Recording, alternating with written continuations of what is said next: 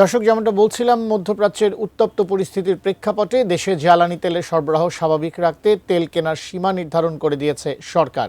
রাজধানীর বিভিন্ন পেট্রোল পাম্পগুলো ঘুরে এই মুহূর্তে আমাদের সহকর্মী রবিউল ইসলাম রবি রয়েছেন রাজধানীর ট্রাস্ট ফিলিং স্টেশনে, সরাসরি যুক্ত হচ্ছে তার সঙ্গে। রবি, আজ ক্রেতাদের ভিড় কেমন দেখছেন? পেট্রোল পাম্পগুলোতে সরকারের যে নির্দেশনা দেওয়া হয়েছে তা মানা হচ্ছে কিনা আমাদের বিস্তারিত জানাবেন।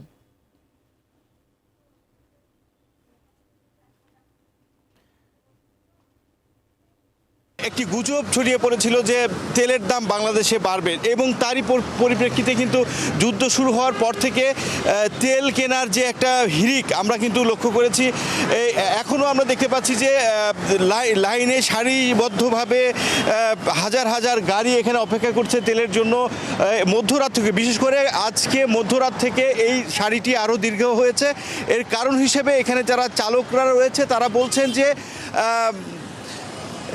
এই যে তেলের যেই সরকারের নির্ধারণ করে দেয়া গতকালে যে প্রজ্ঞাপনের মাধ্যমে যে একটি মোটরসাইকেলে 2 লিটার করে তেল দেয়া এবং একটি প্রাইভেট কারে 10 লিটার সর্বোচ্চ তেল দেওয়ার নিতে পারবেন, তো সেই জায়গা থেকে এখানে যারা আছেন তারা বলছেন যে 2 লিটার তেল তো একদিনে আসলে খরচের মানে অর্থাৎ তাদের 3 লিটার 3 থেকে 3.5 লিটার তেলের প্রয়োজন হয় সারাদিনে। সেখানে 2 লিটার নিলে বারবার তাদেরকে পাম্পে আসতে হচ্ছে এবং যার কারণে এই ভিড়টা গত রাত থেকে আরও বেশি হয়েছে।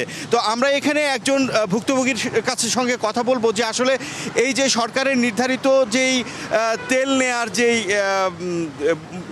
পরিমাণ, সেই বিষয়টা নিয়ে আসলে আপনাদের মধ্যে কোনো বাড়তি কোনো ভোগান্তি হচ্ছে কিনা?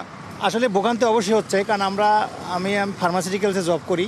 আসলে এখন আমাদের তেলের প্রয়োজন প্রায় 2 থেকে 3 লিটার, আর সেক্ষেত্রে আমরা 1 লিটার বা 2 লিটার কালকে রাত থেকে আমরা কল্যাণপুর তারপরে গাবতলী থেকে শুরু করে তারপরে টেকনিক্যাল সবগুলোতেই আমরা করছি, কোথাও তেল পাইনি। কিন্তু 1 নাম্বার মিরপুর একে গিয়ে আমরা একটা পেয়েছিলাম, কিন্তু আমাদেরকে আর ঢুকতে দেওয়া হয় না। নির্দিষ্ট পরিমাণ হুন্ডা 2 থেকে 300 হুন্ডা নেওয়ার পরে আমাদেরকে আর নেয়নি, পরে আমরা ওখান থেকে আর নেইনি।